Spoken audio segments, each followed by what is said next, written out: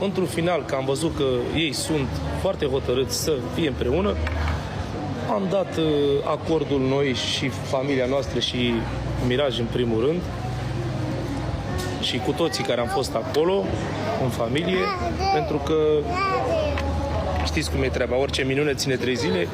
Am văzut hotărârea din partea fetei, atât cât și din partea... Și a rămas ca la vârsta de 18 ani să fie împreună.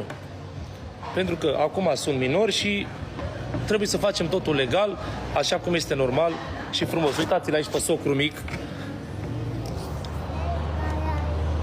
Hai că o să fii și tu socru mic. Doamne ajută! Noi nu suntem de modă de aia veche care să dăm copii unde vrem noi. Copiii se duc, mai ales dacă e vorba și de o familie bună, copiii se duc, de un băiat sau de o fată bună, se duc unde vor ei. Ia, Așa că, Miraj, uitați-l aici, nu mai e dinozaur. sunt brontozaur.